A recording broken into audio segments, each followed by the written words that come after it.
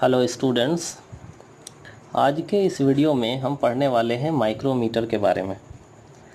Micrometer को screw gauge के नाम से भी जाना जाता है। अब इसे माइक्रोमीटर कहते क्यों हैं? तो हमने देखा कि पहले के वीडियो में जब हम लाइन से किसी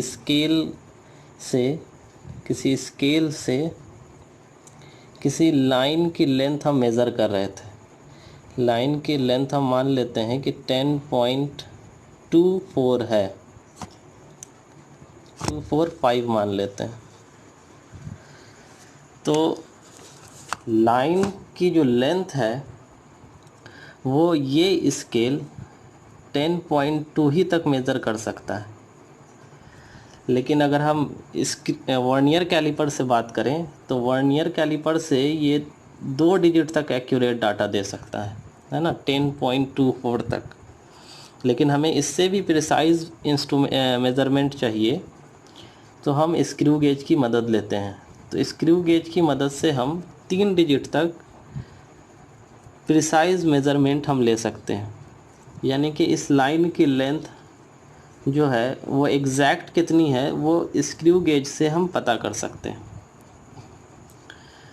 तो अब हम 3 डिजिट तक एक्यूरेट मेज़र कर रहे हैं। तो अगर इसे मीटर में देखेंगे तो ये माइक्रो में चला जाएगा, पॉइंट में जा रहा है ना, तो माइक्रो में चला जाएगा, इसलिए इसका नाम माइक्रोमीटर होता है। ठीक है। अब इसके कंस्ट्रक्शन की अगर हम बात करें तो कंस्ट्रक्शन में ये है आपका स्टड फिक्स होता है, ये मूव नहीं कर सकता, ये फिक्स्ड है। ये है आपका स्क्रू इसका नाम इसलिए रखा गया है कि ये देखने में आपको स्क्रू की जैसा दिख रहा होगा। इसके ऊपर थ्रेड्स बने हुए हैं।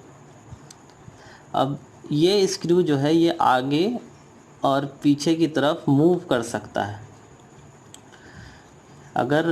और इसके मूव का कंट्रोल किसके हाथ में होता है? तो ये आप सर्कुलर स्केल देख रहे होंगे। सर्कुलर स्केल को अगर हम क्लॉकवाइज रोटेट कराएंगे तो ये स्क्रू जो है वो आगे की तरफ मूव करेगा, और अगर सर्कुलर स्केल को हम एंटी क्लॉकवाइज रोटेट कराएंगे तो ये स्क्रू जो है वो पीछे की तरफ मूव करेगा। अब यहाँ पे आप सर्कुलर स्केल ये हो गया। सर्कुलर स्केल के ऊपर भी आप रीडिंग देख रहे होंगे, ये रीडिंग है, इसके बोलते हैं सर्कुलर स्केल। उसके बाद सर्कुलर स्केल के आगे मेन स्केल है, ये आपको मेन स्केल के ऊपर ये जो लाइन है इसे कहते हैं रेफरेंस लाइन। ये रेफरेंस लाइन है, और रेफरेंस लाइन के ऊपर जो है वो सारी रीडिंग लिखी हुई है। सर्कुलर स्केल को 2 और नामों से जाना जाता है। कैप भी कहते हैं इसे हेड स्केल भी कहते हैं, हेड स्केल। सर्कुलर स्केल से आगे अगर हम बढ़ेंगे तो ये है थिम्बल। इसका कोई यूज़ नहीं है, ये ग्रिप बनाने के लिए है ना। ये देखिए काफ़ी आपको चिकना दिख रहा होगा, तो इसके ऊपर रफ सरफेस बनाया गया है ताकि हम पकड़े तो हाथ में थोड़ा ग्रिप रहे। थिम्बल के पीछे आप देखेंगे तो ये है रैचेट। रैचेट का काम ये है कि जब आप स्क्रू और स्टड के बीच में कोई ऑब्जेक्ट लगा करके आप मेज़रमेंट लेंगे तो जाहिर सी बात है कि ऑब्जेक्ट जो है वो स्क्रू और स्टड के बीच में फिक्स होना चाहिए, अच्छी तरीके से टाइट हो, एडजस्टेड हो, है ना। तो रैचेट जो है, रैचेट को हम जब मूव कराते हैं, रैचेट मूव कराने पे हमें साउंड प्रोड्यूस करता है, टिक टिक की आवाज़ करेगा। अगर ये ऑब्जेक्ट सही तरीके से टाइट होगा स्टड और स्क्रू के बीच में तो ये टिक टिक, अगर इसे हम रोटेट कराएंगे तो ये टिक टिक की आवाज़ करता है। तब अगर आवाज़ कर रहा है तो समझ लीजिए कि आपका ऑब्जेक्ट जो है वो सही तरीके से टाइट हो चुका है। तो ये था। अब यहाँ पे देख रहे हैं ये है फ्रेम, यू शेप का ये है फ्रेम। हमें जिस भी चीज़ की ये कंस्ट्रक्शन हो गया आपका, हमें जिस भी चीज़ का मेज़रमेंट लेना होता है, लेंथ का या डायमीटर का, तो उस चीज़ को हम इस स्टड और स्क्रू के बीच में फंसाते हैं। और ये है मेन स्केल और ये है सर्कुलर स्केल। की मदद से हम रीडिंग ले पाते हैं। तो अब हम बात करेंगे, जैसा कि वर्नियर कैलिपर में हमने देखा था कि लीस्ट काउंट क्या होता है, मेन स्केल की रीडिंग क्या होती है, कैसे हम रीडिंग लेते हैं, तो सिमिलरली हम इसमें भी देखेंगे कि लीस्ट काउंट क्या होता है। तो लीस्ट काउंट निकालने के लिए हमें ज़रूरत पड़ती है पिच की। पिच क्या होता है, यहाँ पे आप देख रहे होंगे थ्रेड्स में, ये है थ्रेड्स। तो किसी भी दो थ्रेड के बीच की जो दूरी होगी उसे हम कहते हैं पिच। मैं फिगर को थोड़ा जूम कर लूँ, अगर देखिए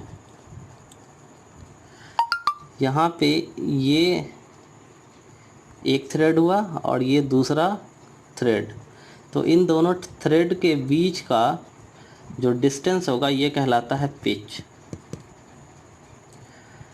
तो किसी भी दो थ्रेड, ज़रूरी नहीं है कि ये दोनों, किसी भी दो थ्रेड के बीच का डिस्टेंस आपको पिच कहलाता है। अब ये डिस्टेंस हम फाइंड आउट कैसे करेंगे, तो इसका जवाब ये है कि जब आप सर्कुलर स्केल को मूव कराएंगे,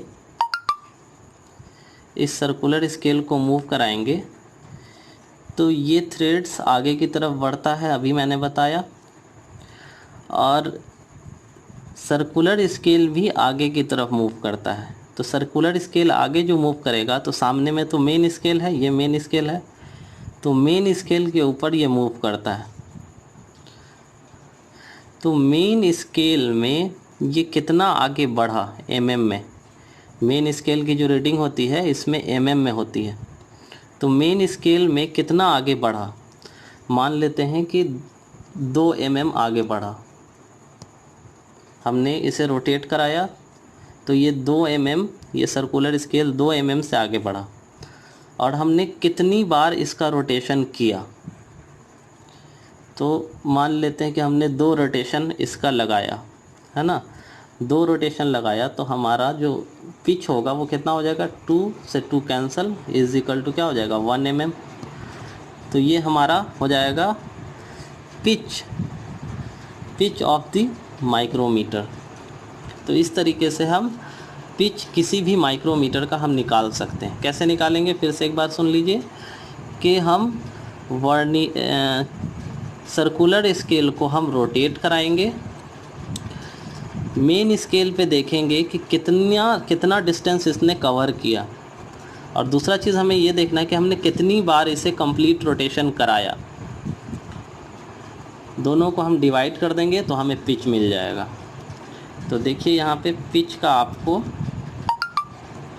डेफिनेशन मिल जाएगा। यहाँ pitch is equal to distance moved by the screw divided by number of rotations made by the screw. कितना हमने स्क्रू को रोटेट कराया, स्क्रू का मतलब सर्कुलर स्केल। अब हमें लीस्ट काउंट चाहिए होगा कि इसका लीस्ट काउंट, इस वर्नियर कैलिपर का लीस्ट काउंट कितना है। तो लीस्ट काउंट के लिए हम क्या करते हैं, पिच को डिवाइड कर देंगे हम किससे, सर्कुलर स्केल पे जितने डिवीज़न हैं उससे। तो यहाँ देखिए आप कि सर्कुलर स्केल जो है, इस सर्कुलर स्केल पे यहाँ पे डिवीज़न है, यहाँ 0 से शुरू हुआ है, यहाँ फिगर में साफ दिख नहीं रहा है, आप देखेंगे अगर तो ये 0 से शुरू होता है और 100 तक इसका डिवीज़न होता है। जनरली जो माइक्रोमीटर आपको मिलेगा उसमें 100 डिवीज़न होंगे या 50 डिवीज़न होंगे। जनरली 2 टाइप के ही वर्नियर स्क्रू गेज आपको देखने को मिलेंगे, या तो 100 डिवीज़न होगा या फिर 50 डिवीज़न्स होंगे। लेकिन अगर न्यूमेरिकल आप सॉल्व करेंगे तो उसमें आपको कोई भी डिवीज़न, कितना भी डिवीज़न मिल सकता है, 30 डिवीज़न, 70 डिवीज़न, तो न्यूमेरिकल में आपको मिल जाता है। लेकिन प्रैक्टिकली आप जब देखेंगे तो यही 2 डिवीज़न्स आपको देखने को मिलेंगे स्क्रू गेज पे। तो इस तरीके से हम लीस्ट काउंट निकाल लेते हैं किसी भी स्क्रू गेज का। इस लीस्ट काउंट कैसे निकालेंगे, पिच निकाल लेंगे, पिच निकाल लेंगे और पिच के बाद टोटल नंबर ऑफ डिवीजन्स कितने हैं सर्कुलर स्केल पे, उन दोनों को डिवाइड कर देंगे। तो हमें जो लीस्ट काउंट मिलता है वो मिलता है 0.01 सेंटीमीटर। देखिए ये 3 डिजिट तक आ गया ना, 0.001 3 डिजिट तक आ गया। ये 3 डिजिट तक हम एक्यूरेट मेज़र कर सकते हैं। और mm में लिखेंगे तो हम लिखेंगे 0.01 mm। क्लियर है। अब अगर हम बात करें एरर की, जैसा कि वर्नियर कैलिपर में हमने देखा था कि एरर जो है वो 2 तरीके के होते हैं, एक होता है पॉजिटिव ज़ीरो एरर, दूसरा होता है नेगेटिव ज़ीरो एरर। तो सिमिलरली स्क्रू गेज में भी आपको 2 ही तरीके के एरर देखने को मिलेंगे, एक होगा पॉजिटिव ज़ीरो एरर, दूसरा होगा नेगेटिव ज़ीरो एरर। और जो एरर होगा वो ज़ीरो की वजह से ही प्रोड्यूस होगा, इसलिए इसका नाम ज़ीरो एरर है। तो हम समझते हैं कि एरर क्या है। तो एरर समझने के लिए देखिए, जब हम इस स्क्रू गेज का ये स्क्रू और ये स्टड दोनों को जब आपस में बिल्कुल हम सटा देंगे, कांटेक्ट में ला देंगे, तो ये वाला जो ज़ीरो है मेन स्केल का और ये जो ज़ीरो है सर्कुलर स्केल का, दोनों अगर आपस में बिल्कुल सामने सामने होगा तब इस स्केल में, स्क्रू गेज में कोई एरर नहीं होगा। फिगर से समझिए आप, देखिए यहाँ फिगर है,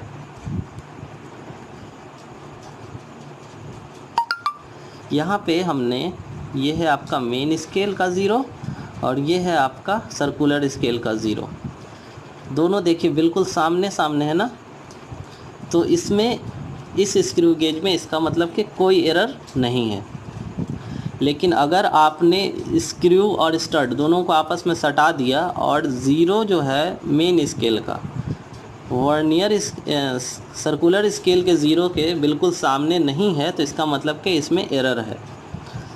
तो अगर मेन स्केल के ज़ीरो नीचे होगा तो इसे बोलेंगे पॉजिटिव ज़ीरो एरर, और अगर ऊपर होगा तो इसे बोलेंगे नेगेटिव ज़ीरो एरर। इसे याद रखने के लिए हम इस तरीके से समझ सकते हैं। ये जो स्क्रू गेज है इसको आप ऐसे वर्टिकल खड़ा कर देंगे। तो देखिए मैं अगर खड़ा कर दूं इसको, तो ये हो गया आपका ज़ीरो किसका, मेन स्केल का। और यहाँ पे ये जो है इसे मैं यहाँ नोट कर देता हूँ, ये है आपका ज़ीरो सर्कुलर स्केल का, ये है आपका 45 सर्कुलर स्केल का, यहाँ पे है 5 सर्कुलर स्केल का, ये है 10 सर्कुलर स्केल का।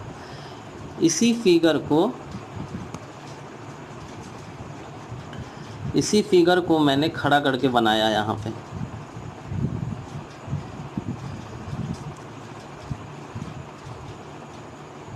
अब देखिए यहाँ पे इसे अगर x एक्सिस माने और इसे y एक्सिस माने, इसे -x एक्सिस माने, तो ये देखिए ज़ीरो जो है पॉजिटिव साइड में आ रहा है ना। इसी फिगर को हमने खड़ा कर दिया, खड़ा करके अगर हम देख रहे हैं तो ये ज़ीरो जो है पॉजिटिव साइड में आ रहा है, इधर नेगेटिव साइड होता है एक्स वाई वाला ग्राफ जो हम बनाते हैं। तो ये पॉजिटिव साइड में आ गया तो इसे बोलेंगे पॉजिटिव ज़ीरो एरर। उसी तरीके से हम नेगेटिव ज़ीरो एरर के लिए भी कर सकते हैं। तो इसी फिगर को हम खड़ा करके बनाएंगे अगर, तो ये हो गया आपका एक्स एक्सिस, ये हो गया -x एक्सिस, ये हो गया मेन स्केल का ज़ीरो। अब ज़ीरो जो है देखिए किधर आ रहा है, इस तरफ आ रहा है निगेटिव साइड में, है ना, सर्कुलर स्केल का ज़ीरो। तो इसे हम बोलेंगे निगेटिव ज़ीरो एरर। तो इस तरीके से आपको जो भी स्क्रू गेज मिलेगा उसे आपको वर्टिकल कर देना है, और वर्टिकल करके आप पॉजिटिव और नेगेटिव एरर आप निकाल सकते हो। अब हम बात करते हैं कि हम करेक्शन कैसे करेंगे। तो